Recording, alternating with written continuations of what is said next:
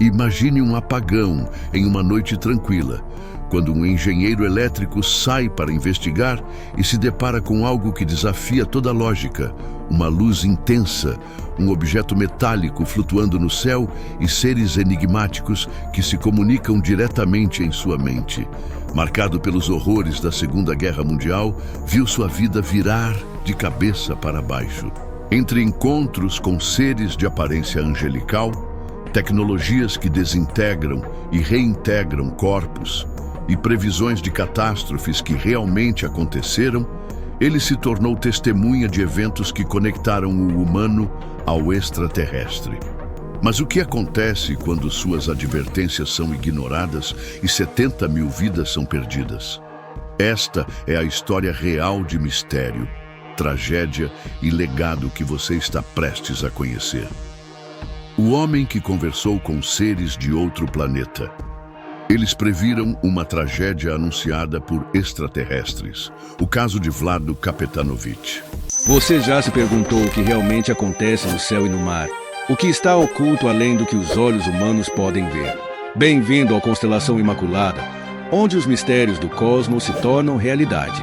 Aqui, vamos além da ciência, explorando relatos de encontros com seres de outros mundos, avistamentos que desafiam todas as explicações e teorias que o governo não quer que você saiba.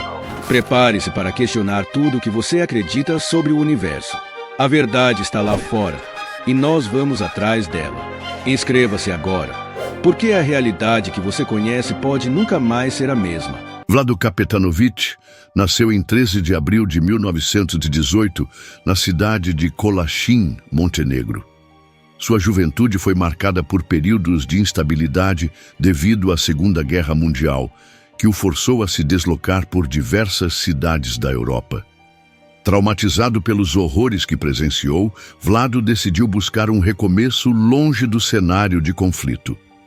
Em 1948, com 30 anos, ele se mudou para o Peru com sua esposa Mileva e seus filhos, esperando construir uma vida mais tranquila e próspera. A família se estabeleceu em Huaraz, uma província cercada pelas majestosas cordilheiras Branca e Negra. A região, com suas paisagens montanhosas e abundância de recursos naturais, era ideal para a construção de usinas hidrelétricas. Vlado, engenheiro elétrico formado, encontrou emprego na usina hidrelétrica localizada no Canhão del Pato, uma obra que simbolizava progresso em meio às dificuldades econômicas da época. Com dedicação, ele rapidamente ascendeu na hierarquia, tornando-se chefe e supervisor do turno da noite. Foi durante esse período de trabalho na usina que eventos incomuns começaram a ocorrer. Na noite de 10 de março de 1960, enquanto supervisionava o complexo, um apagão inesperado lançou toda a área na escuridão. Vlado, responsável pela operação dos geradores de emergência, decidiu investigar pessoalmente o problema. Ao sair para verificar a área externa, ele se deparou com um fenômeno que mudaria sua vida para sempre. Uma intensa luz metálica iluminava a noite como se fosse dia, emanando de um objeto que parecia desafiar as leis da física. Este evento marcaria o início de uma série de encontros extraordinários, os quais Vlado só entenderia ao longo do tempo. A noite de 10 de março de 1960 permaneceria gravada na memória de Vlado Kapetanovich. Ao sair do complexo da usina hidrelétrica para investigar a falha de energia, ele viu um objeto metálico de formato discoide pairando a cerca de 500 metros de distância.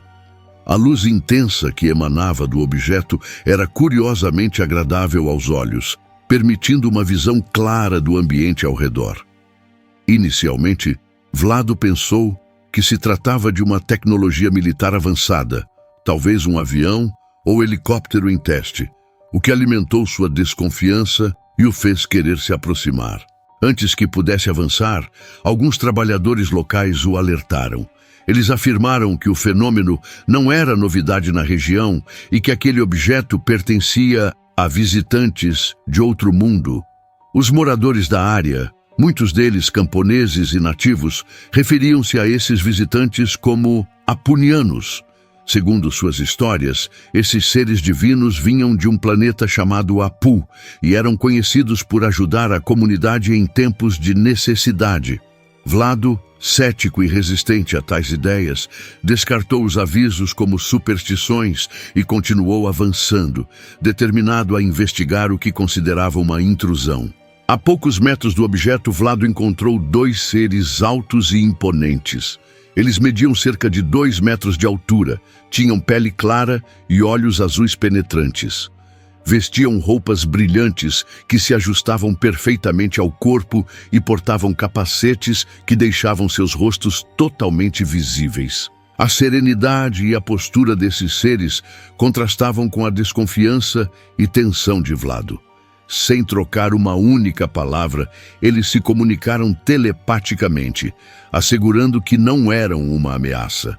Vlado, no entanto, permaneceu desconfiado, acreditando que estava diante de espiões ou invasores, uma ideia que o tempo provaria estar longe da realidade. De frente para os 2 seres enigmáticos, Vlado Kapetanovich sentiu uma mistura de fascínio e incredulidade. A aparência deles era marcante. Altos, com cerca de 2 metros, pele clara com um leve rubor, olhos azuis brilhantes e feições humanas que ele descreveu como angelicais. Vestiam trajes metálicos cintilantes que refletiam a luz ao redor, e seus capacetes deixavam o rosto totalmente visível. Apesar da aparência amigável, Vlado não conseguia evitar a sensação de que estava diante de algo perigoso. Talvez uma tecnologia avançada desenvolvida por algum governo estrangeiro. A comunicação entre os 2 seres e Vlado foi exclusivamente telepática. Eles explicaram que eram de um planeta chamado Apu, localizado a uma distância inimaginável da Terra. Segundo eles, passavam regularmente pela região devido a rotas espaciais próximas ao planeta. Garantiram que não representavam ameaça e que estavam ali com propósitos pacíficos, mas Vlado continuava cético. Anos de sofrimento durante a Segunda Guerra Mundial o haviam tornado desconfiado, e ele estava convencido de que qualquer evento fora do comum poderia ser uma ameaça. Apesar das garantias dos apunianos, Vlado manteve sua postura rígida. Ele chegou a confrontar verbalmente os seres, exigindo que partissem e deixassem a região. Os apunianos, intrigados pela atitude hostil, não responderam com violência ou intimidação. Em vez disso, mantiveram a calma e apenas observaram.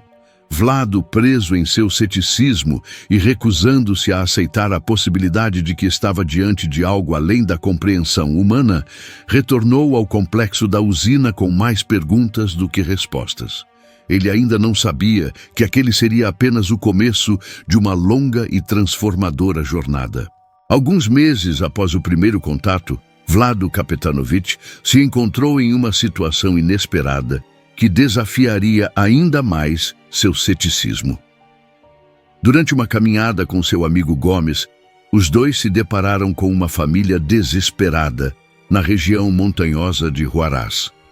Um menino de aproximadamente 8 anos estava gravemente ferido, com múltiplas fraturas nos braços e costelas, além de sinais de hipotermia severa. Enquanto Vlado e Gomes tentavam encontrar uma solução para levá-lo à cidade, os pais insistiram em levá-lo a um local sagrado onde acreditavam que deuses poderiam ajudar. Seguindo o pedido da família, Vlado e Gomes carregaram o menino até um campo aberto próximo, onde um pequeno objeto semelhante a um avião desceu verticalmente do céu. A nave pousou silenciosamente e uma mulher saiu de seu interior. Ela era diferente dos seres que Vlado havia encontrado anteriormente. Sua aparência era mais próxima da humana, com feições suaves e um porte sereno. Identificando-se como Blanca, a mulher pegou o menino em seus braços e o levou para dentro da nave. Poucos minutos depois, o menino saiu correndo, completamente curado, como se nunca tivesse sofrido qualquer lesão. 12. Intrigado e ainda cético, Vlado confrontou Blanca, exigindo explicações sobre o que havia acabado de acontecer. Blanca revelou que o menino havia sido desintegrado e reintegrado com células saudáveis, graças a uma tecnologia avançada baseada em partículas elementares chamadas MINUS. Para demonstrar o poder dessa tecnologia, Blanca transformou 7 ovelhas próximas em vasos de flores e, com um movimento de mãos, as trouxe de volta ao seu estado original.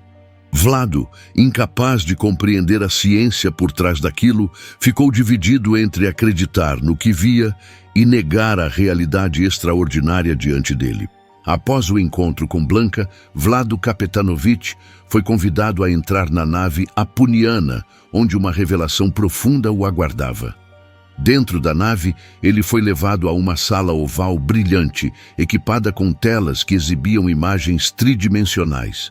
Essas telas mostravam o passado, o presente e o futuro de forma simultânea, como se condensassem a história em pequenos trechos. Os apunianos explicaram que essa tecnologia permitia observar eventos importantes de qualquer época, bastando inserir um código específico. Em um momento que o deixou sem palavras, Vlado assistiu a eventos da vida de Jesus e de outros personagens históricos. 2 apunianos se apresentaram formalmente a ele, Alice e Dius.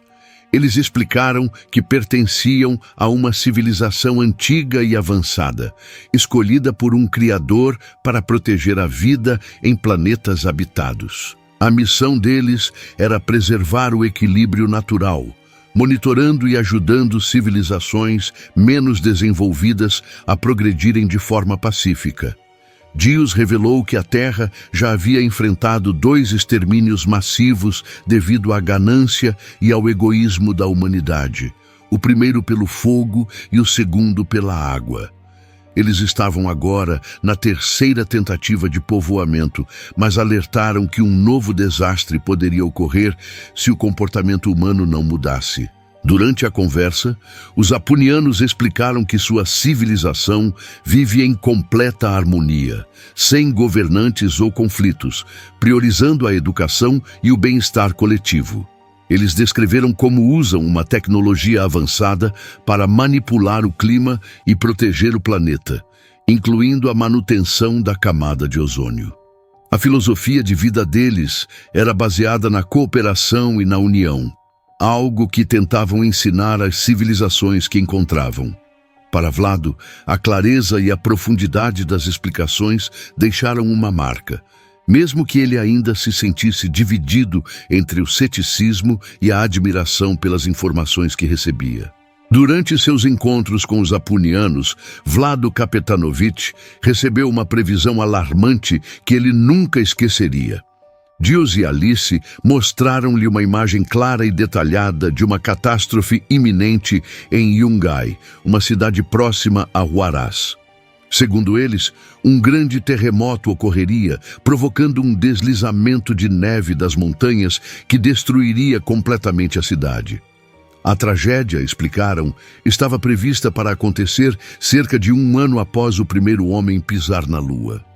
Eles alertaram que a destruição seria inevitável caso as pessoas não tomassem medidas preventivas. Determinado a evitar a tragédia, Vlado tentou alertar as autoridades locais e nacionais. Ele enviou cartas, visitou líderes governamentais e até mesmo procurou a imprensa para compartilhar a previsão.